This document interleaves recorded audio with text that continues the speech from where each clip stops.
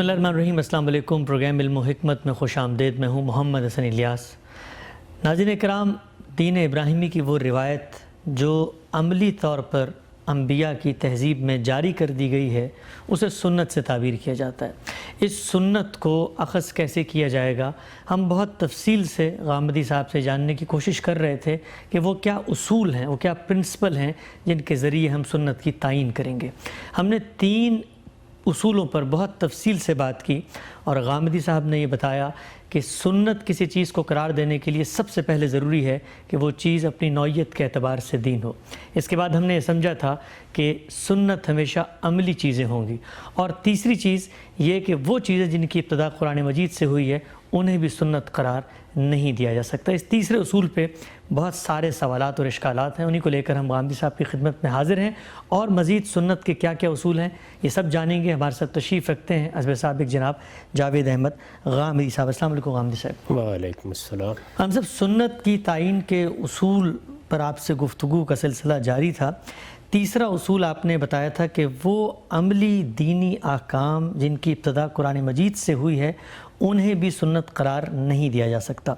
ہماری گفتگو کا خاتمہ اس اشکال پر ہوا تھا کہ ہم قرآن مجید کا مطالعہ کرتے ہیں تو ہمیں وہاں پر وضو کا طریقہ کار، وضو کیسے کرنا ہے، پوری تفصیل سے نظر آتا ہے۔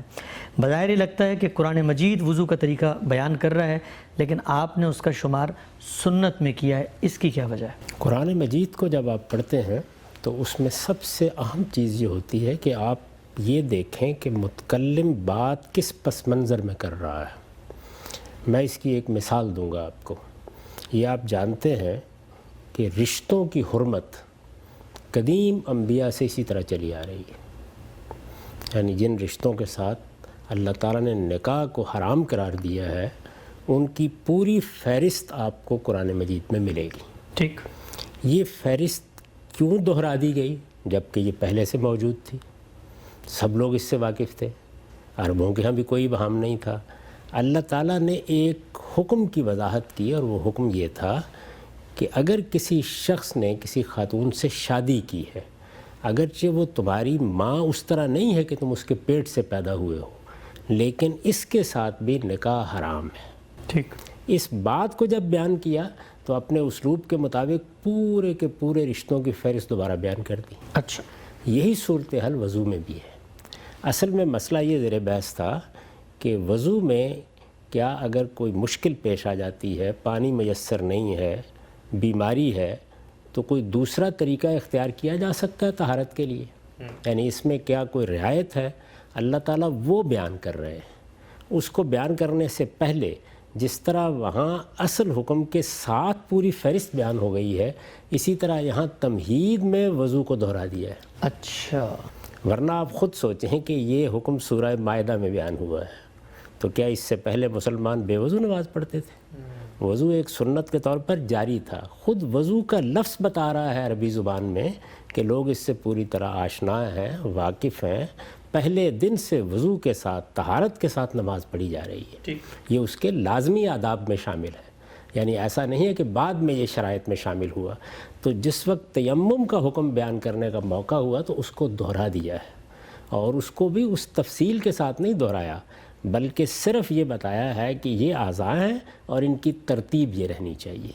تو قرآن مجید میں اگر کوئی حکم آپ کو ملتا ہے تو آپ بہت تدبر کے ساتھ دیکھیں اس کو کہ وہ پہلی مرتبہ وہاں بیان ہو رہا ہے یا پہلے سے موجود کسی چیز کی وضاحت کی جا رہی ہے اور اس کے ذیل میں اسے دہرایا جا رہا ہے۔ قرآن مجید میں 15 مقامات پر آپ کو یہ ملے گا کہ نماز کا اہتمام کرو۔ یہ حکم پہلی بار دیا جا رہا ہے ہر جگہ۔ ظاہر ہے کہ ایک چیز جس سے لوگ واقف ہیں، اس کو جانتے ہیں، وہ پہلے سے ان کے ہاں ایک دینی چیز کی حیثیت سے رائج ہے، اللہ کی قدیم ترین عبادت ہے۔ قرآن اس کی پوری تاریخ بیان کرتا ہے کہ ہم نے ہر پیغمبر کو اس کا حکم دیا، لیکن جس وقت قرآن مجید اس کی تاکید کرے گا تو دہرائے گا، کوئی اس کے بارے میں اہم بات کرنی ہوگی تو دہرائے گا۔ تو یہاں وضو اس لیے دہرایا گیا ہے، یعنی وضو کی ترتیب بھی واضح ہو جائے اور اس سے متعلق جو رخصت دی جا رہی ہے، تیمم کی رخصت، وہ بھی لوگوں کو معلوم ہو جائے۔ تو آپ اگر تدبر سے پڑھیں گے تو یہ بات بالکل واضح ہو جائے گی۔ اس سے پھر یہ معلوم ہوا کہ رسالت مآب صلی اللہ علیہ وسلم ہے جن کی طرف سے سنت جاری کر دی گئی ہے، لوگ وضو کر کے نماز پڑھ رہے ہیں، قرآن اس سے متعلق کسی بات کی وضاحت کرنا چاہتا ہے تو وہ اس حکم کو دوبارہ بیان کر کے یا دہرا کر یا اس کا اجمالی ذکر کر کے اصل بات بیان کر دے گا۔ تو اصل بات وہاں کیا ہے؟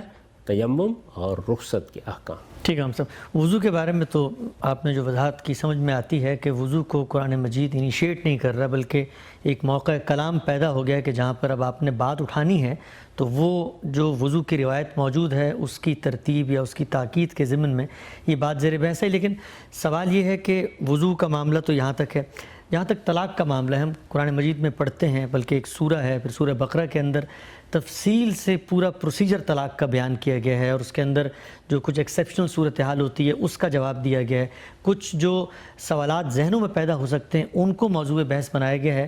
لیکن طلاق اور نکاح کے جو احکام ہیں ان کو بھی آپ نے سنت کی فہرست میں شمار کیا ہے، اگرچہ ہم یہ دیکھتے ہیں کہ قرآن مجید تو اس کو تفصیل سے خود بیان کر رہا ہے۔ ایسا نہیں ہے، جب آپ اس پر بھی تدبر کریں گے تو آپ یہ دیکھیں گے کہ سب سے پہلے قرآن مجید میں ہمیں یہ احکام جب ترتیب سے قرآن آپ پڑھتے ہیں تو سورہ بقرہ میں نظر آتے ہیں، ٹھیک، لیکن ادنا تدبر سے واضح ہو جاتا ہے کہ سورہ بقرہ میں یہ احکام بعض فقہی مسائل کی توضیح کے لیے ہے۔ اچھا، اصل حکم پھر سورہ طلاق میں چلا جاتا ہے۔ ٹھیک، اب جب آپ سورہ طلاق کو پڑھتے ہیں تو اس کا لفظ یہ بتا رہا ہے کہ لوگ طلاق سے واقف ہیں، انہیں معلوم ہے کہ طلاق دی جاتی ہے، خود طلاق کا لفظ، خود اس کا فعل بتا رہا ہے، کیونکہ زبان میں الفاظ ایسے تو نہیں آ جاتے۔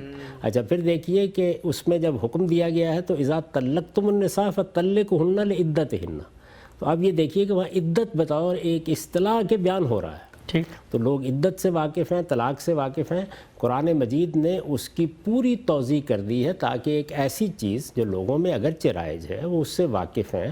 رسالت مآب صلی اللہ علیہ وسلم کا نکاح بعثت سے پہلے ہوا ہے، صحابہ کرام کے نکاح اس سے پہلے ہوئے ہیں، تو نہ نکاح کوئی ایسی اجنبی چیز تھی کہ قرآن نے اس کی ابتدا کی، نہ طلاق کوئی ایسی اجنبی چیز تھی۔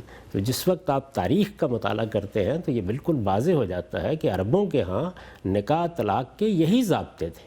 ٹھیک، ان کی چونکہ زیادہ تفصیلی اصلاح مقصود تھی اور ان کے ایک ایک پہلو کو واضح کرنا پیش نظر تھا، تو کافی تفصیل سے قرآن مجید نے اس کو بیان کر دیا۔ نکاح کے بارے میں دیکھ لیجئے کہ پورے قرآن مجید میں مجھ کو ایک آیت نہیں مل سکی کہ میں اپنی کتاب میزان میں اسے اصل حکم کے طور پر سر عنوان بنا سکوں۔ اچھا، پہلے سے موجود ایک چیز کا ذکر ہو رہا ہے، اس کی تاکید کی جا رہی ہے، اس پر عمل کرنے کا حکم دیا جا رہا ہے۔ کسی جگہ پر بھی ابتدائی حکم نہیں ہے، اگر آپ غور کریں طلاق کا بھی ابتدائی حکم کہیں نہیں ہے، بلکہ یہاں سے بات شروع ہوتی ہے کہ جب تم طلاق دیتے ہو تو ان چیزوں کا لحاظ رکھو، ٹھیک، ان آداب کا لحاظ رکھو، اس کے لیے گواہ بناؤ، عدت کا لحاظ کرو، گھروں سے عورتوں کو نہ نکال دیا کرو۔ تو جو ہے طلاق کا جو قانون موجود ہے جس پر لوگ عمل پیرا ہیں، اس کی غلطیوں کی، اس کے اندر جو بدعتیں داخل ہو گئی ہیں، اس میں جو چیزیں ملحوظ نہیں رکھی جاتی، اس کی اصلاح ہو رہی ہے۔ اس کی میں آپ کو عملی مثال دوں گا۔ مجھے اس وقت کم و بیش 15-20 سال ہو گئے ہیں پبلک میڈیا پر لوگوں کو یہ بتاتے ہوئے کہ طلاق ایسے دینی ہے۔ ٹھیک، یہ میں پہلی بار بیان کر رہا ہوں، نہیں، یہ قرآن میں ہے، یہ حدیث میں آ گیا، یہ ہماری فقہ میں موجود ہے، لوگ غلطیاں کرتے ہیں، یعنی وہ ایک حکم پر عمل کرنے کے معاملے میں غلطیاں کرتے ہیں۔ تو قرآن مجید جس طرح اس کو بیان کر رہا ہے وہ یہ محل ہے اس کا، غلطیوں کی اصلاح، پہلی بار وہ حکم نہیں دیا جا رہا۔ اس لیے یہ احکام بھی اصلاً سنت ہی سے جاری ہوئے ہیں۔ سنت ہی سے جاری ہونے کا مطلب کیا ہے کہ ہمارے لیے یہ حجت اس وقت بنے ہیں جب رسول اللہ صلی اللہ علیہ وسلم نے ان کو اپنی سینکشن سے جاری کیا ہے۔ اس سے پہلے جو دین ابراہیمی کی روایت چلی آ رہی ہے وہ روایت دین نہیں بن سکتی تھی ہمارے لیے جب تک کہ محمد الرسول اللہ خدا کے آخری پیغمبر کی حیثیت سے اس کی تصویب کر کے اس کو جاری نہ فرماتے۔ تو اس لیے ہمارے لیے وہ کیا ہے؟ محمد الرسول اللہ صلی اللہ علیہ وسلم کی سنت۔ آپ کے لیے کیا ہے؟ دین ابراہیمی کی روایت، جس کی اصلاح بھی فرما رہے ہیں، جس کی تجدید بھی فرما رہے ہیں، اور جس میں کوئی ترمیم کرنی ہے تو وہ بھی فرما رہے ہیں۔ ٹھیک، اچھا ہم صاحب یہ جو میراث کے احکام ہیں قرآن مجید نے اس کو تفصیل سے بتایا، اور آپ نے میراث کے احکام کو ظاہری بات ہے سنت میں شمار نہیں کیا، وہ قرآن کا حکم ہے، ابتدائی وہاں سے ہو رہی ہے۔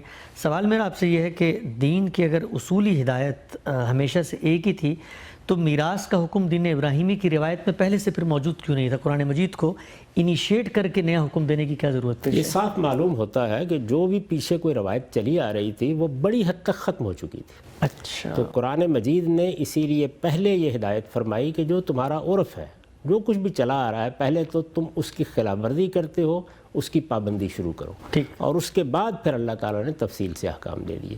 دونوں طریقے ہوتے ہیں، یعنی ایک چیز یہ ہے کہ پہلے سے ایک چیز چلی آ رہی ہے، وہ ایک سنت کے طور پر جاری ہے، انبیاء کا دین ہے یا دین ابراہیمی کی روایت ہے، رسالت مآب صلی اللہ علیہ وسلم اس کو زندہ کریں، اور دوسری چیز یہ ہے کہ قرآن براہ راست زندہ کریں۔ تو یہاں قرآن مجید نے جو کچھ بھی وہ پہلے سے کوئی روایت موجود تھی اس کو متعین کر کے، اس میں ظاہر ہے کچھ ترمیم بھی ہو سکتا ہے کی ہو، وہ کر کے اس کو تفصیل کے ساتھ خود بیان کر دیا۔ تو یہاں قرآن انیشیٹ کر رہا ہے، یعنی حکم پہلے وہاں سے شروع ہو رہا ہے، حضور اس پر عمل بھی کروائیں گے، اس کے بارے میں توضیحات بھی کریں گے۔ تو یہاں یہ صورتحال ہے کہ قرآن پہلے ایک چیز کی ابتدا کر رہا ہے، حضور اس پر عمل کر رہے ہیں۔ باقی جو سنن ہیں ان میں کیا ہے؟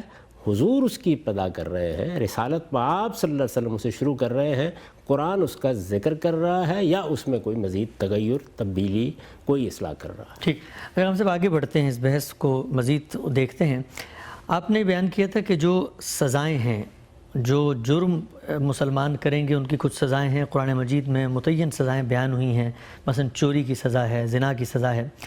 سوال میرا آپ سے یہ ہے کہ ہم جب قدیم صحائف کا مطالعہ کرتے ہیں تو بائبل کے اندر بھی ہمیں سزائیں نظر آتی ہیں، زنا کی سزا بھی ہے، چوری کی سزا بھی ہے۔ تو یہ سزائیں عملی جو معاشرت تھی، جو مسلمانوں کا عملی تواتر تھا، جس طرح نماز اس میں جاری ہے، روزہ اس میں جاری ہے، زکوٰۃ اس میں جاری ہے، حج اس میں جاری ہے، اس کے اندر ان سزاؤں کو عملی طور پر جاری نہ کرنے کی کیا یہ وجہ تھی کہ یہ کبھی کبھی یہ پیش آتی ہے کہ نماز تو 5 وقت پڑھنی ہے لیکن سزا تو کبھی جرم ہوا تو دی جائے گی؟ تو اس کی کیا بنیادی وجہ یہ ہے کہ اس کو کتاب کا حکم وہاں بھی بنایا گیا تھا اور یہاں بھی بنایا گیا ہے؟ یہ وجہ ہے، اس کی وجہ یہ ہے کہ یہ ایک قانونی مسئلہ ہے، اس کو ایسے ہی بیان ہونا چاہیے تاکہ یہ کتاب میں ثبت ہو جائے۔ یہ ایسا نہیں ہے کہ کوئی روزمرہ کی چیز ہے اس کو جاری کر دیا جائے۔ ٹھیک، نماز لوگوں نے 5 وقت پڑھنی ہے، اسے عملی طور پر جاری کیا جائے گا۔ روزے لوگوں نے ہر سال رکھنے ہیں، ان کو عملی طور پر جاری کیا جائے گا۔ یہی حج اور عمرے کا معاملہ ہے یا بعض اور رسوم و آداب کا، لیکن یہ تو کبھی کبھار پیش آنے والا معاملہ ہے۔ نہ روز لوگوں نے چوری کرنی ہے، نہ روز لوگوں نے بدکاری کرنی ہے۔ ہمارے ہاں بھی ان جرائم پر یہ سزائیں کب دی جاتی ہیں؟ تو اس وجہ سے کبھی کبھار پیش آنے والے معاملات کے لیے موضوع یہی تھا کہ ان کی ابتدا اللہ کی کتاب سے کی جائے، اور عربوں کے ہاں چونکہ کوئی منظم ریاست اس سے پہلے موجود نہیں تھی، اس وجہ سے اس طرح کے احکام بھی ان کو اس سے پہلے نہیں دیے گئے۔ ٹھیک، ایک اور مثال ہم سے میرے ذہن میں آ رہی ہے کہ قرآن مجید تسمیہ اور تزکیہ یعنی جانور کی جب آپ جان لیتے ہیں اس موقع پہ ان 2 شرائط کو بہت صراحت سے بیان کرتا ہے، تو اس کا کیا محل ہے؟ یعنی وہاں قرآن اگر اس سنت میں ایک عمل جاری اور یہ عملی چیز ہے، ہر سال ہونی ہے، مسلمان قربانی بھی کر رہے ہیں، تزکیہ اور تسمیہ کی سنت کے خون نکلے اور بسم اللہ پڑھی جائے، تو پھر قرآن مجید نے ان کو موضوع کیوں بنایا؟ کیا وہاں پر ابتداءً ذکر نہیں ہے؟ کسی جگہ بھی قرآن مجید نے اس کو ابتدائی طور پر موضوع نہیں بنایا۔ ٹھیک، ہر جگہ ایک واقعے کے طور پر اس کا ذکر کیا ہے، جہاں جہاں ہے نکال کے دیکھ لیجئے۔ لوگوں کی غلطی پر تنبیہ، عمل کرنے کے لیے تاکید، اگر اس میں کوئی فقہی پہلو ہے تو اس کی توضیح اور وضاحت، کوئی خرابی پیدا ہو رہی ہے اس سے متعلق کچھ بدعتیں ایجاد کر لی گئی ہیں، ان کے بارے میں لوگوں کو توجہ دلانا، یہ پیش نظر رکھ کر قرآن اس کا ذکر کر رہا ہے۔ کسی جگہ بھی آپ دیکھ لیں، جہاں جہاں بھی اس کا ذکر ہوا ہے، کسی جگہ بھی آپ کو اس کا ذکر ابتدائی حکم کے طور پر نہیں ملے گا۔ یہ بڑے تدبر کی چیز ہے، یعنی قرآن مجید کے اندر اتر کر آپ کو یہ جاننا چاہیے وہ کون سی چیز ہے جو کہاں سے شروع ہو رہی ہے۔ ہمارے ہاں بعض لوگوں نے نماز کو یہ خیال کر کے وہ قرآن سے شروع ہوئی ہے اس سے برآمد کرنا شروع کر دیا، اور آپ دیکھیں کیسی مزے کا خیز تعویلات پھر ان لوگوں نے کی۔ نماز کی ابتدا پیغمبروں نے کی، آدم علیہ السلام سے شروع ہو گئی، عہد بہد جاری رہی۔ سیدنا ابراہیم علیہ السلام نے اس روایت کو حرم میں قائم کیا، ان کے بعد ان کی اولاد میں اسی طرح جاری رہی۔ رسالت مآب صلی اللہ علیہ وسلم کی بعثت سے پہلے ہی صحابہ نماز پڑھتے تھے۔ رسالت مآب صلی اللہ علیہ وسلم نے آ کے اس نماز کو ایک نئی صورت بھی دی، اس میں ظاہر سورہ فاتحہ آ گئی، اس میں دوسرے اذکار آ گئے، یہ بھی کیا، اور اسی روایت کو گویا ایک مرتبہ پھر آگے دنیا بھر کے لیے جاری کر دیا۔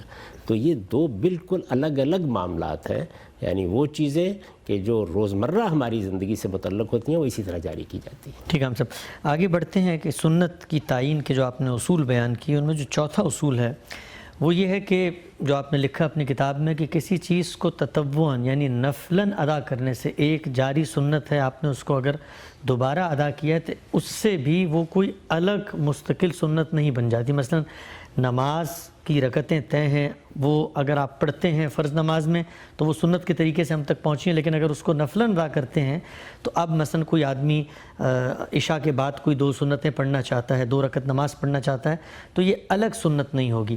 یہ اصول آپ کو پیش کرنے کی ضرورت کہاں سے پیش ہے؟ بالکل بدیہی چیز ہے۔ دیکھیے، ایک مرتبہ جب دین میں ایک چیز کو رسول اللہ صلی اللہ علیہ وسلم نے سنت کے طور پر جاری کر دیا، اور ساتھ ہی قرآن نے یہ کہہ دیا کہ ہر وہ نیکی کا عمل جو دین میں مشروع ہے، دین میں جاری کر دیا گیا ہے، اس کو اگر کوئی شخص نفل کے طور پر کرے گا تو یہ بڑی خیر کی چیز ہے، اللہ تعالیٰ اس کو قبول فرمائے گا۔ روزے کے معاملے میں یہی کہا، الا ان تطوع، یعنی اللہ کا حکم تو یہی ہے، مگر یہ کہ اگر تم نفل کے طور پر روزہ رکھ لو تو یہ بہتر ہے تمہارے لیے۔ اسی طریقے سے باقی احکام کے بارے میں بھی کہا کہ اگر تطوع کے طور پر، نفل کے طور پر یہ کام کرو گے تو یہ تمہارے لیے خیر کا باعث ہوگا۔ اب یہ نفل کے طور پر ہم روز کر سکتے ہیں، ٹھیک، ہم بھی کرتے ہیں، اس سے کوئی نئی سنت نہیں بن جاتی۔ تو رسالت میں آپ صلی اللہ علیہ وسلم نے نماز کو سنت کے طور پر جاری کر دیا۔ نماز نفل کے طور پر پڑھی جا سکتی ہے، پڑھی جائے تو اللہ قبول فرماتے ہیں، اس چیز کو اصول میں بیان کر دیا۔ اب رسالت میں آپ صلی اللہ علیہ وسلم خود بھی نوافل پڑھتے ہیں یا کسی موقع پر نفل پڑھنے کی تاکید فرماتے ہیں، تو یہ کیا ہوگا؟ یہ رسالت میں آپ صلی اللہ علیہ وسلم کا اسوہ حسنہ ہوگا۔ یعنی یہی وہ چیز ہے جو میں نے سمجھانے کی کوشش کی ہے کہ ہمارے ہاں سنت کے لفظ کو تعین اور تحدید کے بغیر استعمال کرنے کے نتیجے میں بہت خلجان پیدا ہو گیا۔ مستقل بذات احکام پر یہ عنوان قائم کیا جائے گا۔ جب کسی دین کے مستقل بذات حکم کو رسالت میں آپ صلی اللہ علیہ وسلم نفل کے طور پر ادا کریں گے، دہرائیں گے اس کو، تو اس وقت یہ کہا جائے گا یہ آپ کا اسوہ حسنہ ہے۔ روزے کا بھی یہی معاملہ ہے، روزوں کو، رمضان کے روزوں کو سنت کے طور پر جاری کر دیا گیا۔ اب رسالت میں آپ صلی اللہ علیہ وسلم نے اسی اصول کو سامنے رکھ کر کہ نفل کے طور پر اگر کوئی عبادت کی جائے تو اللہ قبول فرماتا، بلکہ اس کا زیادہ اجر ملتا ہے۔ تو کیا کیا؟ کچھ نفل روزے رکھے۔ اب وہ جو نفل روزے ہیں ان کو جب ہم بیان کریں گے تو اس پر عنوان کیا قائم کریں گے؟ اسوہ حسنہ، رسالت میں آپ صلی اللہ علیہ وسلم کا دین پر عمل کے بارے میں بہترین نمونہ۔ ٹھیک، تو یہ جو نمازوں سے پہلے ہمارے یہاں ایک بڑا بالکل عام لوگ یہ سمجھتے ہیں کہ یہ سنتیں ہیں، فجر سے پہلے کی سنتیں اور ظہر کے بعد اور پہلے کی سنتیں، مغرب کے بعد، عشاء کے بعد، تو اس کے لیے بھی کوئی بہترین یا مختلف تعبیر ہے جو ہمیں اختیار کرنی چاہیے تاکہ یہ جو سنت کا ذریعہ ہے جس سے ہمیں یہ چیز مل رہی ہے اور وہ جو رسول اللہ صلی اللہ علیہ وسلم نے تطوعاً یا نفلاً ایک کام کیا ہے اس کی تفریق واضح ہو جائے؟ یہ بہت اچھی مثال آپ نے دی۔ یہی وہ مسئلہ ہے جس کو سامنے رکھ کر میں نے یہ کیٹیگرائزیشن کی ہے اور اس کے لیے الگ عنوان تجویز کی ہے، یہی مسئلہ ہے۔ اب دیکھیے یہاں کیا ہے، رسالت میں آپ صلی اللہ علیہ وسلم نے یہ نماز جس کو آپ سنت مؤکدہ کہتے ہیں یا غیر مؤکدہ، نفل کے طور پر پڑھی ہے۔ جی، لوگوں کی نگاہ سے اس کی یہ حقیقت ہی غائب ہو گئی۔ یعنی وہ کہتے ہیں سنت مؤکدہ، جو فرض آپ پڑھتے ہیں وہ بھی رسالت میں آپ صلی اللہ علیہ وسلم کی سنت ہے۔ یعنی وہ فرض جو پڑھے جا رہے ہیں وہ ایسا نہیں ہے کہ وہ اللہ تعالیٰ نے الگ سے قرآن میں کہا تھا اور یہ رسول اللہ نے پڑھے، وہ بھی آپ نے جاری فرمائے۔ رسول اللہ کی سنت کے طور پر نماز ہم پڑھتے ہیں، 5 وقت کی فرض نماز، یہ جاری کرنا، اس کے اذکار مقرر کرنا، اس کے اعمال کو اس طریقے سے مسلمانوں کے اندر رائج کرنا، یہ سب کام رسول اللہ صلی اللہ علیہ وسلم نے کیا ہے۔ ٹھیک، تو یہ سب کے سب بھی سنت ہیں۔ لیکن اب دیکھیے کہ کس طرح کا خلجان پیدا ہوا۔ تو نفل پڑھنے کے لیے بار بار آپ نے فرمایا کہ اگر تم اللہ تعالیٰ کے حضور کوئی چیز نفل کے طور پر پیش کرو گے، خواہ وہ عبادت ہو، نیکی کا کوئی کام ہو، تو اللہ تعالیٰ شاکر علیم، وہ علم بھی رکھتا ہے اور وہ اس کو قبول بھی فرمائے گا۔ اس کے تحت آپ نے کچھ نفل خود پڑھے اور ان پر مواظبت فرمائی، یعنی وہ نفل بالعموم پڑھے یا زیادہ تر اس کی تاکید کی، اور کچھ کا معاملہ یہ ہوا کہ کبھی پڑھے کبھی نہیں پڑھے۔ اصول میں بیان فرما دیا کہ یہ سب تطوع ہے، نفل ہے، تو یہ حضور کے پڑھے ہوئے نوافل ہیں، ان کے لیے بھی وہی عنوان موزوں تھا، وہی ہونا چاہیے تھا تاکہ یہ غلط فہمی پیدا نہ ہوتی۔ تو یہ یوں دیکھیے کہ اب یہ نہیں ہے کہ یہ چیز کہیں دین میں نکالی جا رہی ہے، بلکہ اس کا عنوان تبدیل کیا جا رہا ہے تاکہ وہ صحیح جگہ پر آئے، آدمی کو معلوم ہو کہ سنت جب بولا جاتا ہے تو وہ کن چیزوں پر بولنا چاہیے، اسوہ حسنہ جب بولا جاتا ہے تو وہ کن چیزوں پر بولنا چاہیے، اور تفہیم و تبیین کا عنوان کن چیزوں کو دینا چاہیے۔ ٹھیک۔ اچھا، ہم سے ایک استدلال یہ بھی پیش کیا جاتا ہے کہ جب آپ کسی چیز کو سنت کہہ دیتے ہیں، رسول اللہ صلی اللہ علیہ وسلم کا عمل کہہ دیتے ہیں، اور وہ جو لفظی معنی ہے اس کا اطلاق کر دیتے ہیں، تو اس سے لوگوں کے اندر ایک ترغیب، ایک رغبت، لوگوں کا ایک رجحان، لوگوں کے اوپر ایک نفسیاتی کیفیت پیدا ہوتی ہے۔ مثلا وہ اگر عشاء کی نماز پڑھ رہے ہیں اور ان کو بتایا جائے کہ عشاء کی اتنی سنتیں ہیں تو وہ زیادہ سنتیں ادا کریں گے، اس سے زیادہ اللہ کا قرب حاصل ہوگا، تو لوگوں کو ترغیب دینے کے لیے کہ اگر یہ لفظ آلت سبیل توسع استعمال کر لیا جائے طریقے کے طور پہ رسول اللہ کے، تو اس سے تو فائدہ ہی ہوگا بظاہر۔ خلجان بھی پیدا ہوا، لوگوں کے سامنے نماز کی اصل حقیقت بھی نہیں رہی، اور ان کے بچوں کو جب وہ نماز کی تعلیم دیتے ہیں تو اس چیز سے واقف کرانا بھی مشکل ہو گیا کہ وہ کون سی نماز ہے جس کے تم اللہ تعالیٰ کے سامنے جواب دے ہو۔ ہمارے ہاں، میں اس سے پہلے بھی گفتگو کر کے بتا چکا ہوں کہ رائج ہو گئی یہ بات کہ عشاء کی 17 رکعتیں، درا حال ہے کہ آپ سارے حدیث کے ذخیرے کو کھنگال ڈالیں، رسالت میں آپ صلی اللہ علیہ وسلم کی بھی عشاء کی نماز 6 رکعت سے زیادہ نہیں۔ اچھا، یعنی 4 وہی فرض آپ پڑھتے تھے اور اس کے ساتھ 2 نفل پڑھتے تھے، جس کو آپ سنت مؤکدہ کہہ دیتے ہیں، کیونکہ بالعموم پڑھا کرتے تھے۔ تو یہ بات بچوں کو، آپ کی اگلی نسلوں کو بتانا ضروری ہے، لازم ہے۔ جو بات آپ نے کہی اس کے لیے کیا یہ تعبیر اس سے کہیں زیادہ ترغیب دینے والی نہیں کہ یہ تمہارے پیغمبر کا بہترین نمونہ ہے؟ یعنی آپ صرف اس پہ اکتفا نہیں کرتے تھے کہ فرض نماز پڑھ لیں، بلکہ اس کے ساتھ اپنی طرف سے بھی نماز کا ہدیہ پیش کرتے تھے۔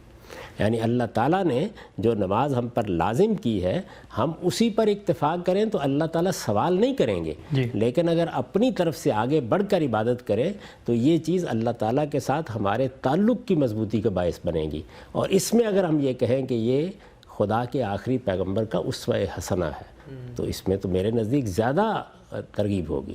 پہلی چیز غلط فہمی پیدا کر رہی تھی، اس میں چیز بھی ٹھیک جگہ پہ آ گئی، اس کا تصور بھی درست ہو گیا، اس کے لیے عنوان بھی موضوع ہو گیا، اور ترغیب پہلے سے زیادہ ہو گئی۔ ٹھیک، ہم سے بڑی دلچسپ بات آپ نے بھی فرمائی، کیونکہ ہم جب بچپن میں بتایا جاتا تھا کہ 17 رکعتیں ہیں تو سنتے ہی لگتا تھا کہ ایک بہت ہی مشکل چیز ہے، ایک بڑا بوجھ ہے، اور پھر یہ یاد رکھنا کہ کتنی فرض ہیں اور اس میں پھر کیسے ہیں۔ تو یہ آپ نے جو بھی فرمایا کہ رسول اللہ صلی اللہ علیہ وسلم سے جو چیزیں ثابت ہیں، جو ہمیں روایات کے ذخیرے ملتی ہیں کہ وہ کہ عشاء کے بعد 6 رکعت، تو پھر یہ 6 17 میں کیسے تبدیل ہو گئی؟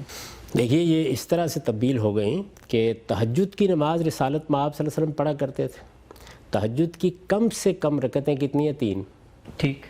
تو اب ہوا کیا کہ خود رسول اللہ صلی اللہ علیہ وسلم کے زمانے میں بعض لوگوں نے کہا کہ ہمارے لیے تہجد کے وقت اٹھنا مشکل ہو جاتا ہے، تو ہم اسے عشاء کے ساتھ پڑھ سکتے ہیں، تو آپ نے اجازت دے دی۔ اب ہمارے ہاں وہ تہجد کی نماز جو ایک نفل نماز ہے، جو اصل میں اس وقت اٹھ کے پڑھنی تھی، جس کی یہاں پڑھنے کی اجازت دی گئی تھی، وہ ہمارے یہاں نماز کا حصہ بن گئی۔ اچھا، تو آپ وطر پڑھتے ہیں نا؟ جی جی۔ تو اصل میں کیا ہے؟ اصل میں تہجد کی نماز ہے، اس کا وقت بھی وہی ہے، اور وہ بھی اپنی اصل کے لحاظ سے نفل نماز ہے۔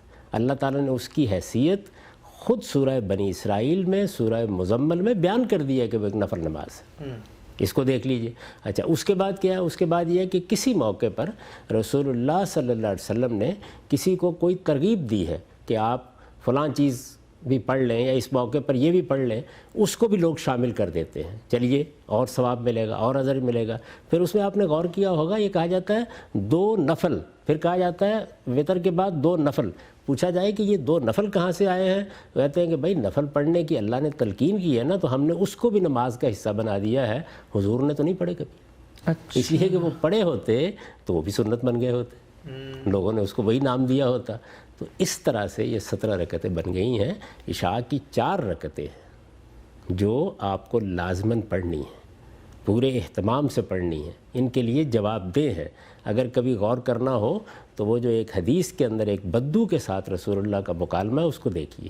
یعنی اس نے پوچھا، آپ نے فرمایا کہ بس یہ تم پر لازم ہے، تو یہ آپ کو پڑھنی ہے، اس کے بعد اللہ توفیق دے نفل پڑھیے۔ تو رسالت میں آپ صلی اللہ علیہ وسلم مواظبت کرتے تھے 4 رکعتیں پڑھنے کے بعد 2 نفل پڑھنے کی. یہ رسالت میں آپ صلی اللہ علیہ وسلم کی اپنی نماز تھی. ٹھیک. اچھا ہم صاحب اس میں ایک اور دلچسپ پہلو یہ ہے کہ جب آپ اس طرح کی علمی تحقیقی باتیں بیان کرتے ہیں تو ایک جو لوگوں کے ذہن میں ایک تصور پیدا ہوتا ہے وہ یہ کہ مذہب کے اندر ایک طریقے سے مثلا آسانی پیدا ہو گئی ہے. 17 تھیں تو وہ 4 ہو گئی ہیں، چاہے جو بھی اس کا استدلال ہو. تو یہ مجھے بتائیے گا کہ کیا مذہب کے یہ جو احکام ہیں سنت کے حوالے سے ہم پڑھ رہے ہیں، ایک ضمنی سوال میرے ذہن میں آیا، اس کے اندر ہم یہ سمجھتے ہیں کہ اگر کسی کام پر آسانی سے عمل ہو جائے تو وہ پھر اللہ کی منشا کیسے ہو سکتی؟ دین کا کام تو اس میں مشقت ہونی چاہیے، اس کے اندر آپ کو بڑی جدوجہد، لگن، کوشش صحیح سے گزر کے اس کا حاصل. تو 4 رکعتیں تو بالکل سادی سی چیز ہیں. تمام عبادات کے بارے میں اللہ تعالیٰ یہ کہتے ہیں کہ یرید اللہ بکم الجسر ولا یرید بکم العسر. ٹھیک. اللہ تمہیں عبادات کے معاملے میں کسی تنگی میں نہیں ڈالنا چاہتا، وہ آسانی دیتا ہے اور آسانی ہی چاہتا ہے. رسالت میں آپ صلی اللہ علیہ وسلم پورے دین کے بارے میں یہ فرماتے ہیں کہ دین آسان ہے. اچھا. آپ نے حکم دیا دین بیان کرنے والوں کو، یسروا ولا تعسروا، لوگوں کے لیے آسانی پیدا کیا کرو، ان کے لیے مشکلات نہ پیدا کیا کرو. کسی نے کوئی مشکل پیدا کی آپ کے زمانے میں، جیسے یہ معلوم ہے کہ ایک جلیل القدر صحابی نے بہت لمبی نمازیں پڑھا دیں، آپ نے سختی کے ساتھ منع کیا اور اس میں الفاظ یہ استعمال فرمائے کہ کیا تم فتان ہو گئے، لوگوں کو فتنے میں ڈالتے ہو. تو رسالت میں آپ صلی اللہ علیہ وسلم کا تو اپنا مزاج کیا تھا. وہ فرماتے ہیں کہ اگر بچے کی آواز میں پیچھے سن لیتا ہوں، کسی ماں کا بچہ رو رہا ہے، تو میں قرات مختصر کر دیتا ہوں. تو اس لیے دین کا مزاج یہی ہے. اور دین میں آپ اپنی طرف سے سختی پیدا کریں گے یہ تو بدعت ہو جائے گی. کوئی چیز بھی دین میں اپنی طرف سے کسی استدلال کے ساتھ شامل نہیں کی جا سکتی. یاد رکھیے دین میں کچھ ہے تو اسے نکالنا جرم، اور اگر کوئی چیز نہیں ہے تو اسے ڈالنا جرم. ٹھیک. ہر چیز میں آپ کو پوری احتیاط کے ساتھ لوگوں کو پوری بات بتانی چاہیے کہ یہ دین ہے. ہمارے ہاں یہ جو 17 رکعتوں کا افسانہ ہے، ذرا آپ بر صغیر سے باہر نکل کے دیکھیے، کسی کو معلوم بھی نہیں ہے. اچھا. آپ عرب میں چلے جائیں، آپ مصر میں چلے جائیں، آپ مراکش میں چلے جائیں، کہیں بھی لوگ نہیں جانتے. اتنا لمبا عرصہ ہم ملیشیا میں رہے، کبھی آپ نے دیکھا یا سنا یہ؟ تو باقی دنیا میں لوگ بہت اچھی طرح جانتے ہیں کہ اصل نماز کیا ہے. پھر اس کا بہت بڑا نقصان ہوا، اور وہ یہ کہ ہمارے ہاں نماز پڑھنے والے کم رہ گئے. اچھا. جی. اگر آپ بالکل اس جگہ رکھیں گے تو جن کو شوق ہے وہ نفل پڑھیں، روز پڑھیں، صبح و شام پڑھیں. لیکن لوگوں کو نماز، لازمی نماز بتانی تھی تاکہ ان میں سے کوئی نماز نہ چھوڑے. بچوں کو شروع کرنا ہے، نوجوانوں کو شروع کرنا ہے. اللہ تعالیٰ قرآن مجید میں سورہ مزمل میں کہتے ہیں کہ میں نے جب تمہیں دیکھا کہ تم تہجد پڑھنے کا شوق رکھتے ہو، اور اس کے ساتھ دیکھا کہ تم میں سے کچھ کو معاش کی جد و جہد کرنی ہے، کچھ کو جنگوں میں خدمات انجام دینی ہے، کچھ کی کچھ دوسری مصروفیات ہیں، تو میں نے اس میں تخفیف کر دی. تخفیف، یسر، آسانی. اس میں کیا فرمایا کہ لمبی لمبی قرآن مجید کی تلاوت کے بجائے اب فقرؤ ما تیسر منہ، جتنا ایک میسر آ سکے اتنا ہی پڑھ لیا کرو. تو اللہ تعالیٰ نے خود اپنے دین کے بارے میں یہی بات بیان کی. اچھا ہم صاحب یہ جو تیسرا اصول ابھی ہم نے سمجھا آپ سے کہ وہ دین کے احکام جن کی ابتدا قرآن مجید سے ہوئی ہے وہ بھی سنت میں شمار نہیں ہوگی. تو آپ نے اس پہ نماز کے بارے میں ایک بات کا ذکر کیا کہ لوگ جب اس اصول کو نہیں سمجھتے تو پھر وہ قرآن مجید سے نماز برآمد کرتے ہیں. میں ایک سوال آپ سے کرنا چاہتا ہوں کہ خود صحابہ کرام جو تھے ان کا کیا رویہ تھا؟ یعنی جس وقت رسول اللہ صلی اللہ علیہ وسلم دنیا میں تشریف لے آئے ہیں، قرآن مجید بھی دے رہے ہیں، سنت بھی جاری ہے، تو وہ رسول اللہ صلی اللہ علیہ وسلم کی شخصیت، آپ کے عمل، آپ ہی کے طریقہ کار کو سنت کے باب میں اور بالخصوص نماز کے باب میں اتھارٹی سمجھتے تھے؟ کیا روایات کے ذخیرے میں ہمیں کوئی اس کی مثال ملتی ہے؟ نہیں، اتھارٹی نہ سمجھنے کی وجہ کیا ہے؟ اگر نہیں سمجھتے تھے تو اس کا مطلب یہ ہے کہ رسول کی حیثیت سے قبول ہی نہیں کیا گیا. ٹھیک. صحابہ کرام تو آپ کی ایک ایک ادا کو سامنے رکھتے تھے. ہم یہ پہلے بات کر چکے ہیں کہ دین کا تنہا ماخذ رسول اللہ صلی اللہ علیہ وسلم کی ذات والا صفات ہے. ٹھیک. چنانچہ جب کبھی بھی ایسا کوئی موقع ہوتا تھا تو وہ یہ جانتے تھے کہ آپ خدا کے پیغمبر ہیں. آپ کسی حکم کو دیتے وقت اس میں ترمیم کر دیں گے تو اس کے سامنے سر جھکانا ہے. اچھا. یہ تو ہم حضور کے دنیا سے رخصت ہونے کے بعد اب جو کچھ آپ کو دے کے گئے ہیں اس کو کیٹیگرائز کر رہے ہیں. جب آپ دنیا میں موجود تھے تو اس وقت تو ہر وقت اس کا امکان ہوتا تھا کہ آپ کوئی تبدیلی کر دیں، کوئی تغیر کر دیں، ہر وقت امکان ہوتا تھا. چنانچہ وہ مشہور واقعہ ہے کہ جس میں نماز کی آپ نے 2 رکعتیں پڑھیں، 4 رکعت والی نماز کی، ٹھیک. اور سلام پھیر دیا. اچھا. تو صحابہ کرام میں سے کسی نے اس پہ سوال کیا ہے، یعنی لوگوں کو ظاہر تردد ہوا، اور کچھ تردد یہ بھی تھا کہ شاید آپ سے یہ بات کرنی بھی نہیں چاہیے، تو انہوں نے جو جملہ بولا وہ کمال کا جملہ ہے کہ یا رسول اللہ آپ سے سہو ہو گیا یا نماز ہی کم کر دی گئی ہے۔ سبحان اللہ۔ تو اصل میں آپ کے معاملے میں تو یہ تھا کہ ہو سکتا ہے عین نماز کے دوران میں حکم آ جائے کہ 2 رکعت نماز ہو گئی یا 4 کی 6 رکعت ہو گئی ہے، تو اس لیے بہت ادب کے ساتھ انہوں نے اس طرح سوال کیا، تو رسول اللہ صلی اللہ علیہ وسلم نے فرمایا کہ نہیں کچھ بھی نہیں ہوا، واقعتاً سہو ہو گیا ہے۔ تو پھر آپ نے سجدہ سہو کیا، اور اس طرح گویا لوگوں کے سامنے سجدہ سہو کی تعلیم بھی آ گئی۔ ٹھیک ہے، ہم سب آگے بڑھتے ہیں۔ یہ جو سنت کی تعین کے اصول ہیں، اس میں آپ نے 5واں اصول اپنی کتاب میں بیان کیا ہے کہ بیان فطرت کی وہ باتیں ہیں جو ہماری فطرت میں موجود ہیں، جس کی ہدایت اللہ تعالیٰ نے ہماری فطرت میں ڈال دی ہے، اس کو جب رسول اللہ صلی اللہ علیہ وسلم کسی موقع پر بیان کریں اور وہ عملی چیزیں ہی ہوں گی تو وہ بھی سنت میں شمار نہیں ہوں گی۔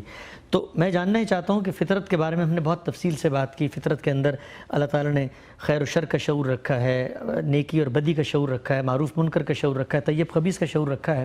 تو کچھ مثالوں سے اگر آپ واضح کریں کہ رسول اللہ صلی اللہ علیہ وسلم نے کوئی بات فطرت کے بیان کے طور پہ کی ہے، عملی چیز ہے، اور وہ جو دین کا پورا نصب العین اور منشا ہے اس میں بھی کسی نہ کسی چیز کا بیان ہے، یا تو تطہیر بدن سے ہوگی یا خورنوش سے متعلق ہوگی یا عبادات یا اعمال سے، تو اس میں کس چیز سے متعلق یہ بات ہے بیان فطرت کی جو رسول اللہ نے بیان کی ہے؟ دیکھیے بات یہ ہے کہ ہم نے جب فطرت پر گفتگو کی تو اس میں کیا متعین کیا؟ یہ متعین کیا کہ اللہ تعالیٰ کی ذات کا اجمالی تصور انسان کی فطرت میں موجود ہے۔ ٹھیک، وہ اپنے چونکہ مخلوق ہونے کا شدید احساس رکھتا ہے تو عقلی وجود ہونے کی حیثیت سے خالق کا تصور پیدا کر لیتا ہے۔ درست۔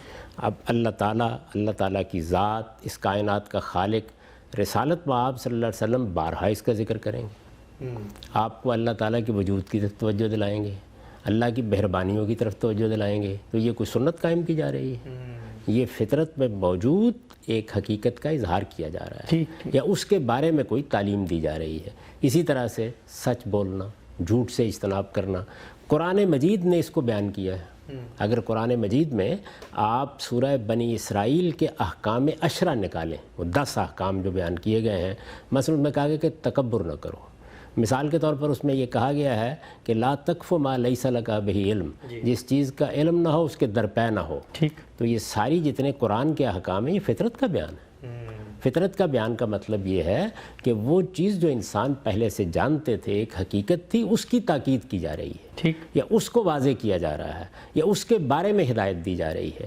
جس وقت فطرت کی کسی چیز کو اٹھایا جاتا ہے اور اٹھا کر اس کو ایک ایسا حکم بنا دیا جاتا ہے کہ اب اس کی تعین تحدید ہو گئی اور لوگ اس کے پابند کر دیے گئے، تو پھر وہ سنت بن جاتا ہے۔ ٹھیک، ٹھیک، لیکن وہ تعین و تحدید کے ساتھ سنت بنتا ہے، باقاعدہ ایک حکم کی صورت اختیار کرتا ہے۔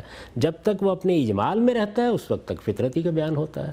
ہم جب یہ کہتے ہیں کہ اللہ تعالیٰ نے انسانی فطرت میں خیر و شر کو الہام کر دیا، تو وہ خیر و شر کا عمومی احساس ہے، اور اس کی تمام چیزیں اللہ کا پیغمبر بھی بیان کرتا ہے۔ جھوٹ نہ بولو، دیانت اختیار کرو، اپنے بھائیوں کے ساتھ حسن سلوک کرو، ان میں سے کسی چیز کے اوپر بھی سنت کا عنوان نہیں لگایا جا سکتا۔ تو یہ بیان کیا گیا ہے کہ انسانی فطرت میں جو چیزیں پہلے سے طے ہیں، اگر پیغمبر کسی وقت اس کی تائید کریں، یہ بالکل وہی بات ہے کہ اگر پہلے سے جاری ایک سنت پر نفل کے طور پر عمل کریں تو وہ دوبارہ سنت نہیں بن جائے گی۔ اسی طرح فطرت کے اندر پہلے سے موجود خیر و شر کے حقائق کا اگر ذکر کریں، قرآن 10 مرتبہ کرے تو وہ قرآن کا دوبارہ حکم نہیں بن جائے گا، وہ اصل میں فطرت ہی کا بیان ہوگا۔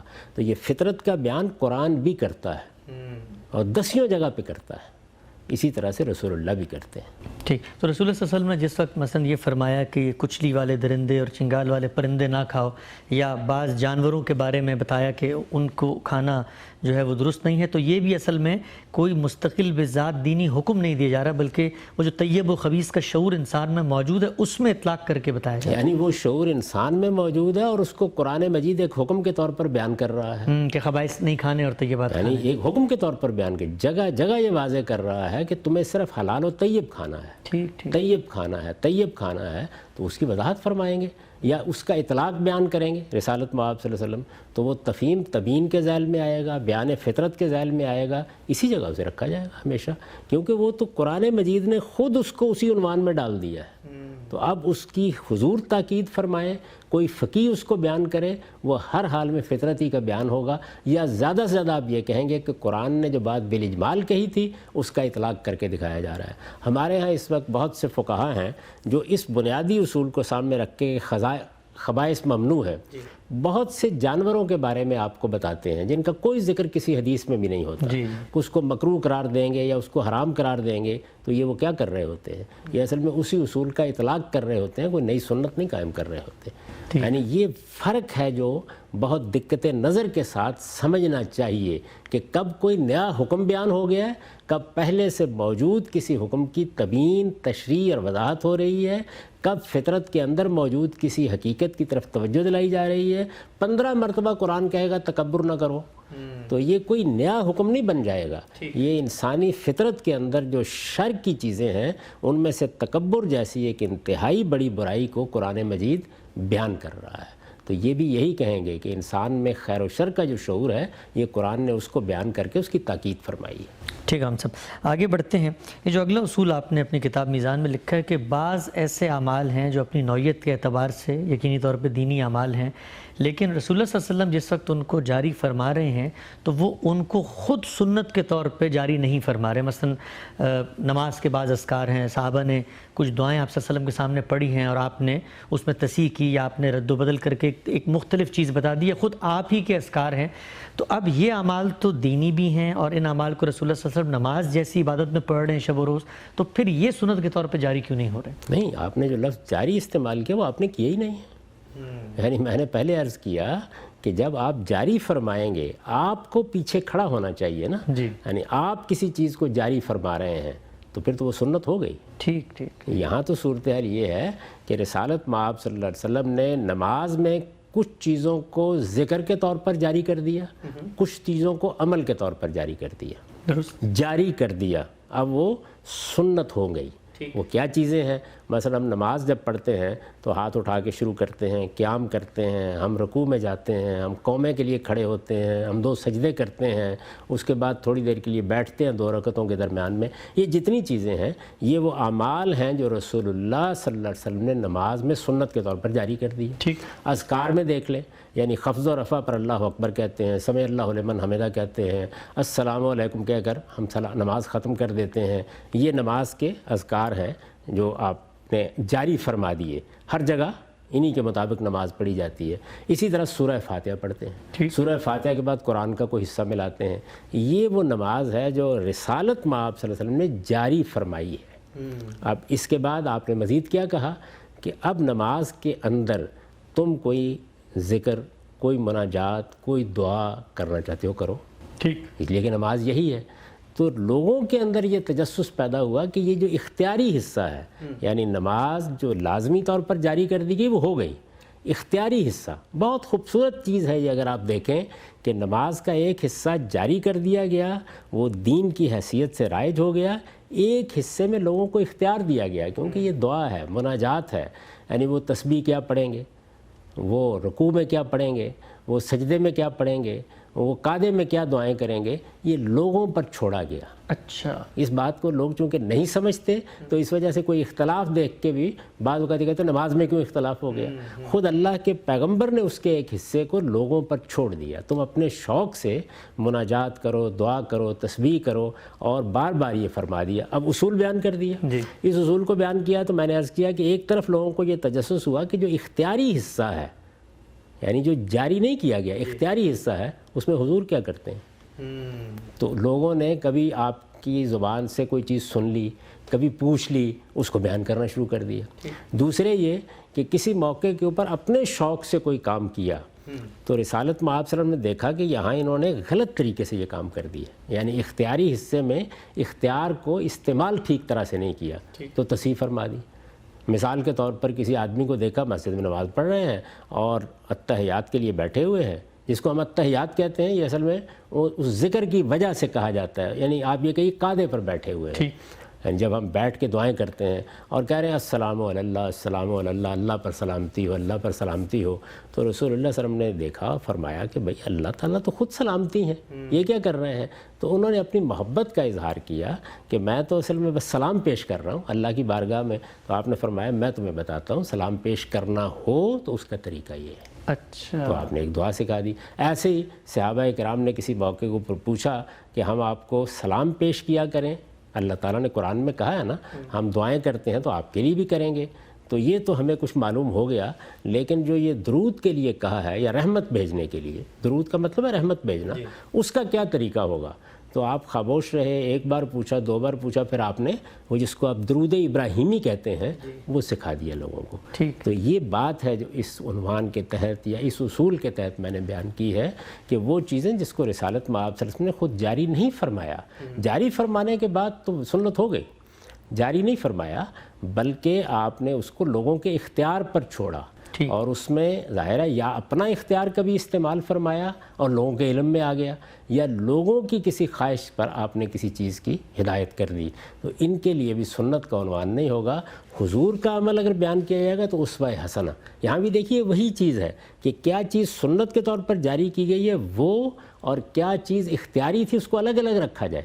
نہ رکھنے کا نتیجہ یہ ہے کہ آپ کسی شخص سے پوچھ کے دیکھ لیجئے بر صغیر میں، وہ آپ کو جو نماز پوری پڑھی جاتی ہے وہ پوری کی پوری کہے گا کہ جیسے یہ رسول اللہ نے جاری کی. درا حال ہے کہ اس نماز میں جو اختیاری اذکار ہیں وہ ہمارے علماء نے بتائے ہیں. اگر آپ حدیثوں کو پڑھیں تو رسالت مآب صلی اللہ علیہ وسلم جب ہم قرات شروع کرتے ہیں، سورہ فاتحہ پہلی رکعت میں پڑھنا شروع کرتے ہیں، اس سے پہلے جو دعائیں پڑھتے تھے وہ ایک نہیں ہے. اچھا. وہ سبحانک اللہم و حمدے کا نہیں ہے، صرف وہ نہیں ہے، وہ بھی ہے، وہ 10 دعائیں جو آپ پڑھا کرتے تھے. اسی طرح سے آپ رکوع میں کیا پڑھتے تھے، میں نے وہ سب اپنی کتاب میزان میں جمع کرتی ہیں، ان کو ذرا ایک نظر دیکھ لیجئے، وہ سب حدیثوں میں بیان ہو گئی ہیں. یعنی رسول اللہ صلی اللہ علیہ وسلم کا اسوہ حسنہ بہت متنوع ہے اس معاملے میں، کوئی ایک ہی تسبیح آپ نہیں فرماتے تھے. اسی طرح سے دعائیں کرنا، رکوع میں دعا کیجئے، آپ سجدے میں دعا کیجئے، اسی طرح بعد میں جو دعائیں ہیں، کب نماز ختم کر دینی ہے، یہ ساری جتنی چیزیں لوگوں کے اختیار پر چھوڑی گئی. یعنی تعدد ہی بتا رہا ہے کہ آپ یہ نہیں چاہتے کہ ایک ہی چیز جاری کریں. تعدد بتا رہا ہے، آپ نے جاری بھی نہیں کی. یعنی جاری کرنے کا عمل رسالت مآب صلی اللہ علیہ وسلم کی طرف سے ہونا چاہیے نا، وہ ہوا ہی نہیں ہے سرے سے. یہ بات یاد رکھیے کہ جو سنت ہے اس کے پیچھے اللہ کا رسول اپنے انیشیٹو کے ساتھ کھڑا ہوتا ہے، اور جو اسوہ حسنہ ہے وہ آپ اپنے اختیار سے عمل کرتے ہیں، لوگ اس کو بیان کرتے ہیں. وہ راوی سے شروع ہوتا ہے، دیکھنے والے سے شروع ہوتا ہے، اور یہ اللہ کے پیغمبر سے شروع ہوتی ہے سنت. ٹھیک ہے. ہم سب آخری اصول، ہمارے پاس وقت بھی ختم ہو رہا ہے، آخری اصول جو ہے وہ آپ نے یہ بیان فرمایا ہے اپنی کتاب میں کہ یہ جو تمام سنتیں ہیں ان کا ثبوت یہ ثابت کیسے ہوتی ہیں. تو آپ نے لکھا ہے کہ اجماع اور تواتر عملی سے ثابت ہوتی ہیں، خبر واحد سے نہیں ہوتی. خبر واحد کیا ہے، اس کو سمجھنے کے کیا اصول ہیں انشاءاللہ اگلی نشست میں زیر بحث لائیں گے. لیکن صرف یہ بتائیے گا کہ یہ بات کرنے کی ضرورت کیوں پیش آئی، یہ بتانے کی کہ اجماع اور تواتر عملی ہی سے سنت کو ہم تک پہنچنا چاہیے. اس کی وجہ یہ ہے کہ جب یہ جاری کی جائے گی تو سب صحابہ میں جاری کی جائے گی یا کسی ایک کو بتا دی جائے گی؟ دین ہے تو سب میں ہوگا. دین ہے نا، یعنی نماز سب نے پڑھنی تھی یا کسی ایک یا دو آدمیوں نے پڑھنی تھی؟ سب نے پڑھنی. روزے سب نے رکھنے تھے یا ایک دو آدمیوں نے؟ حج سب نے کرنا تھا، جس کو بھی اللہ توفیق دے. تو ظاہر ہے کہ حج کی سنت سب کے لیے قائم کی جائے گی. عمرے کا معاملہ بھی یہی ہوگا، قربانی کا معاملہ بھی یہی ہوگا، عیدین کا معاملہ بھی یہی ہوگا. تو یہ چیز جب رسالت مآب صلی اللہ علیہ وسلم پیچھے کھڑے ہو کے خود جاری فرمائیں گے، یہ دیکھنے والا دیکھ نہیں رہا. جب ایک آدمی کہتا ہے میں نے حضور کو دیکھا بہت خشوع و خضوع سے نماز پڑھ رہے تھے، یہ بیان کرتا ہے نا، تو یہ بات کس سے شروع ہوئی ہے؟ راوی سے. ٹھیک. اس نے اپنا مشاہدہ بیان کیا ہے. لیکن جس وقت رسالت مآب صلی اللہ علیہ وسلم لوگوں میں نماز جاری کر رہے ہیں تو بات کس سے شروع ہوئی ہے؟ اللہ کے آخری پیغمبر سے. یہ سمجھ رہے ہیں نا یہ فرق؟ تو اللہ کے آخری پیغمبر سے جب ایک بات شروع ہوگی تو اگر وہ دین ہے تو آپ اسے جاری کریں گے. کسی ایک کو نہیں بتائیں گے. کسی ایک کو تو نہیں بتائیں گے. جب سب کو بتائیں گے تو صحابہ کرام کے بارے میں کیا خیال ہے کہ وہ رسول اللہ صلی اللہ علیہ وسلم سے دین سن کے اس پر عمل کیا کرتے تھے یا چھوڑ دیا کرتے تھے؟ عمل کرتے تھے. قرآن مجید نے ان کے بارے میں یہ بتایا ہے. یعنی باقی روایات تو آپ بعد میں پڑھتے رہیے. کنتم خیر امتن، یہ قرآن مجید کی سند ہے صحابہ کرام کے لیے کہ تم خیر امت ہو. بہترین گروہ ہو، تو وہ بہترین گروہ اسی لیے تھا کہ جو چیز رسالت میں آپ صلی اللہ علیہ وسلم نے دین کی حیثیت سے دی، انہوں نے پورے خلوص کے ساتھ اس کو اپنایا۔ ٹھیک، کسی نے اس کو فرض تک اپنایا، کسی نے نوافل کا اہتمام بھی کیا۔ تو یہ صحابہ کرام کے یہاں ہر سنت جاری ہو گئی۔ ٹھیک، جب جاری ہو گئی تو پھر یہ اجماع کے تواتر کے بغیر منتقل کیسے ہو سکتی ہے؟ جنریشن ہی منتقل کرے گی۔ جنریشن ہی منتقل کرے گی۔ تو اس لیے قرآن کا معاملہ بھی یہی ہے، یعنی قرآن آپ خبر واحد سے قبول کر لیں گے۔ اگر مثلا کوئی آدمی آپ کو یہ کہے، حدیث سنائے، اور آپ کو یہ کہے، اور ہیں اس طرح کی حدیثیں جس میں آپ کو بتایا جائے گا قرآن کی آیت اس طرح تھی، اس کو آپ اٹھا کے قرآن میں لکھ لیتے ہیں؟ نہیں قبول کرتے نا، اس لیے کہ قرآن مجید اللہ تعالیٰ کے پیغمبر نے سب صحابہ کو دیا، تو وہ اجماع اور تواتر سے منتقل ہوا، اسی سے قبول کیا گیا۔ اسی طرح کا معاملہ سنت کا ہے۔ تو یہ بات ہے جو اس میں بیان کی گئی ہے، اس پر یہ 7 اصول پورے ہو جاتے ہیں۔ ٹھیک ہے، ہم سب آخری سوال مختصراً میں آپ سے پوچھنا چاہوں گا، وہ یہ ہے کہ یہ جو آپ نے کام کیا ہے سنت پہ، اس پہ ظاہری بات ہے آپ کو برسوں کی محنت اور جس کو آپ کہتے ہیں کریزی میں پورے تاریخی ذخیرے کو اپنے کھنگالا ہے، اس میں کیا چیزیں اسوہ حسنہ ہیں، کیا ہیں جو مستقل بذات سنت ہیں۔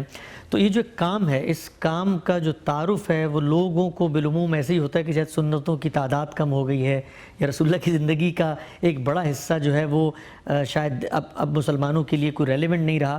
میں چاہوں گا مختصراً ذرا آپ اپنے اس پورے کنٹریبیوشن کا ایک خلاصہ اگر پیش کر سکیں۔ دیکھیے، میں نے بار بار یہ توجہ دلائی ہے کہ رسالت مآب صلی اللہ علیہ وسلم سے جو کچھ ہمیں ملا ہے اس سب کو سامنے رکھ کر یہ متعین کیا جائے گا کہ اس کو کیا عنوان دینا ہے۔ ٹھیک، اگر آپ قرآن کے کسی حکم پر عمل کر رہے ہیں تو اسے قرآن ہی کا حکم رکھا جائے گا۔ اگر آپ دین کی کوئی مستقل بذات چیز جاری کر رہے ہیں تو اس پر سنت کا عنوان قائم کیا جائے گا۔ اور اگر کسی آپ پہلے سے جاری چیز پر عمل کر رہے ہیں اور عمل کا ایک بہترین نمونہ سامنے ہمارے آتا ہے تو اس کو اسوہ حسنہ کہا جائے گا۔ اگر آپ کسی عقیدے کی، کسی قرآن کی آیت کی، کسی سنت کی وضاحت فرما رہے ہیں تو اس کو تفہیم و تبیین کہا جائے گا۔ سب کے پیچھے محمد الرسول اللہ ہے۔ میں نے نہ کسی چیز کو نکالا ہے نہ کچھ ڈالا ہے، اس سب کو عنوانات میں تقسیم کر کے ان تصورات کو واضح کیا ہے جو لوگوں کے لیے خلط مبحث کا باعث بنتے ہیں۔ آپ خود دیکھیے کہ کیا بحث شروع ہو جاتی ہے کہ کوئی آدمی یہ کہتا ہے یہ چیز سنت ہے، کوئی کہتا ہے نہیں ہے، کوئی کہتا ہے اس کو اختیار کیجئے، کوئی کہتا ہے نہ اختیار کیجئے۔ اس میں ایسی ایسی بحثیں آپ کو ملتی ہیں کہ لوگ کوئی صحیح تصور ہی نہیں قائم کر پاتے۔ تو یہ کیوں ہے؟ اس کی وجہ یہ ہے کہ اصطلاحات کو متعین کر کے بتانا ضروری تھا، اس میں بعض چیزوں میں خلجان پیدا ہوا، اس کو الگ الگ کرنا ناگزیر ہے۔ وہ جب آپ الگ الگ کر دیتے ہیں تو پھر کسی چیز کے انکار کی کوئی گنجائش باقی نہیں رہتی۔ ہمارے ہاں جو انکار سنت کے فتنے پیدا ہوئے وہ اصل میں اس کیٹیگرائزیشن کے نہ ہونے سے پیدا ہوئے۔ دونوں چیزیں ملی ہوئی ہیں، ادھر کی چیز کو اس کے تحت لے لیا، ادھر کی چیز کو اس کے تحت لے لیا۔ تو یہ عنوانات درست ہونے چاہیے، ان کو ٹھیک کرنا چاہیے۔ میں نے کوشش کی ہے کہ اپنے علم کی حد تک یہ خدمت انجام دوں۔ یہ ایک خدمت ہے ہمارے ہاں، چونکہ پروپیگنڈے کا انداز ہے لوگوں کا، اس لیے وہ ایک خدمت کو اس کے اندر اتر کر پہلے دیکھتے نہیں ہیں وہ ہوا کیا ہے، اور اوپر سے کچھ چیزیں سنی سنائی ہیں جن کی بنیاد پر بعض باتیں کہہ دیتے ہیں۔ جیسے جیسے وقت گزرے گا ایک ایک چیز بالکل واضح ہو جائے گی اور متعین ہو کر سامنے آ جائے گا کہ اس میں در حقیقت دین کے معاملے میں کیا کام کیا گیا ہے۔ اس میں کچھ وقت لگتا ہے، صبر کے ساتھ اس وقت کا انتظار کرنا چاہیے۔ ٹھیک ہے، ہم سب بہت بہت شکریہ۔ ناظرین، ہم نے بہت تفصیل سے 2 پروگرامز میں سنت کی تعین کے اصولوں کو ایک ایک کو الگ الگ مثالوں سے سمجھا، اس پر جو سوالات پیدا ہوتے تھے غامدی صاحب کے سامنے رکھے۔ سوال یہ ہے کہ سنت اور اسوہ حسنہ میں یہ جو فرق غامدی صاحب نے بیان کیا ہے وہ اسوہ حسنہ کیا ہے، اس کو سمجھنے کے کیا اصول ہیں۔ ہماری خواہش ہوگی کہ ہم بہت تفصیل سے ان اصولوں پر بھی غامدی صاحب سے گفتگو کریں۔ ہمارے پروگرام کا وقت یہاں پہ ختم ہوتا ہے۔ کوئی فیڈ بیک دینا چاہیں تو ہمیں ای میل کیجئے۔ اللہ حافظ۔